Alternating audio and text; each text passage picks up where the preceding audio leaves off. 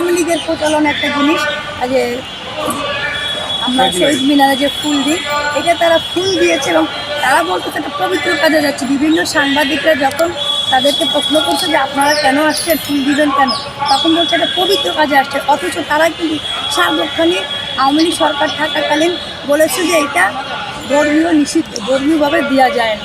এখন তারা নিজেদের প্রয়োজনে কিন্তু যাচ্ছে এবং বলতেছে এটা একটা পবিত্র কাজ।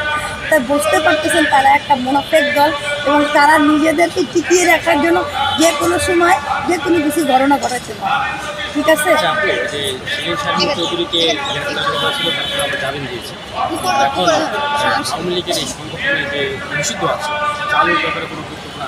আওয়ামী লীগ নিষিদ্ধ কিভাবে, এটা তো উপস্থাপন হয়েছে, এটা তো পাশ হয়নি।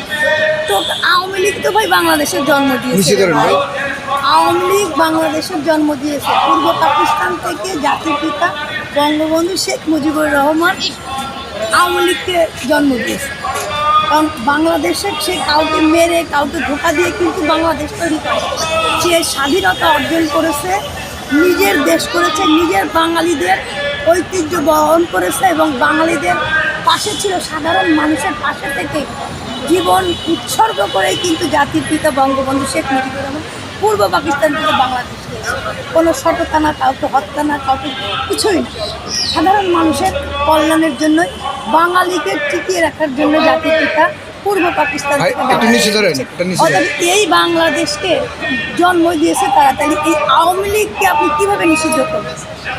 সাধারণ মানুষ 80% মানুষই তো ভাই আওয়ামী লীগ, 80% মানুষের আপনারা মেরে ফেলেন।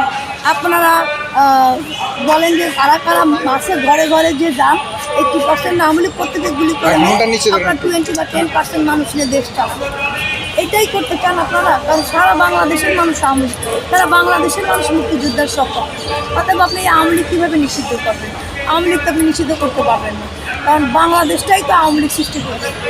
এখন আপনি যদি বলেন মাকে চিনি না, মামা বাড়ি চিনি, যেরকম জামাত ইসলাম বলতেছে শেখ হাসিনার নীতি ভালো, শেখ হাসিনা ভালো, আর নীতি নিয়েই তো দেশ, আপনি নীতিটাই তো মূল উপযোগ্য, মূল উৎস। শেখ হাসিনা ব্যক্তি, শেখ হাসিনাকে দিয়ে আপনি কী করবে? তার নীতিই তো বাংলাদেশ, তার নীতি যদি ভালো হয় তাহলে সেটা দিয়েই তো আমরা দেশ পরিচালনা করি। আমরা দেখতে পাচ্ছি শেখ হাসিনা ছাড়া যেই নিয়ম নীতি ছিল সবই ঠিক আছে, শেখ হাসিনা শোনেন, শেখ হাসিনার সমস্ত কিছু প্রচালনা আছে, যেরকম টিসিবি কার্ড, এটা জনতি শেখ হাসিনা তৈরি করে গেছে, যেটা এখন আপনারা কী কার্ড করতেছেন, পারিবারিক না কি যেন বলো, ফ্যামিলি কার্ড। টিসিবি কার্ডকে আমরা ফ্যামিলি কার্ড করেছি, যেহেতু শেখ হাসিনার চালকে আপনারা দিয়ে দিচ্ছে। তো উনি সমস্ত কিছু করছেন, আপনারা ওনার মেট্রো রেলে চলতেছেন, ওনার পদ্মা সেতুতে চলতেছেন, ওনার বিভিন্ন আপনারা ব্যবহার করতেছেন যে তেল। উনি একটা প্রকল্প করেছে, সেই প্রকল্পের মাধ্যমে ভারত থেকে তেল আসতেছে। সারাদিন আপনারা কি বলেন ভারত বয়কট, অথচ ভারতের সাথে গোপনে মিটিং করতেছেন, ভারতের পা ধরে থাকতেছেন, ভারতের সাথে থাকার জন্য বিভিন্ন রকম মিটিং করতেছেন, গোপনে ক্ষমতায় থাকার জন্য। আর জনগণকে ধোঁকা দিচ্ছে, কি বলছে ভারত বয়কট।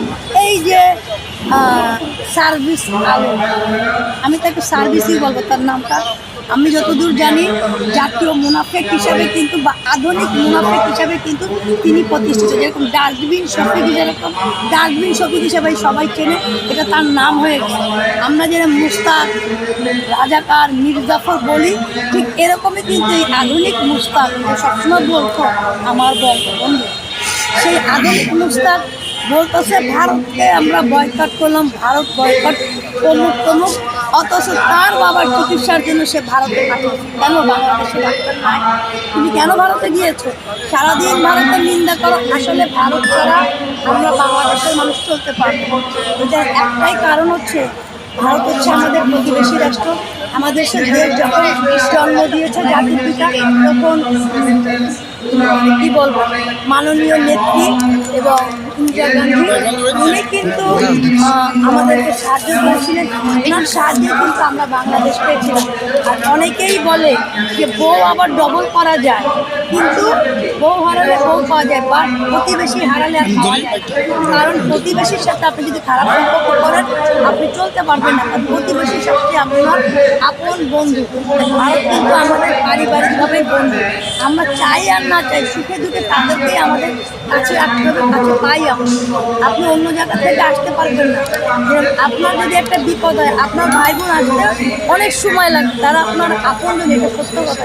কিন্তু আপনার এই বিপদে সর্বক্ষণই প্রথমে যে কাছে চলে আসবে তিনি হচ্ছেন আপনার প্রতিবেশী।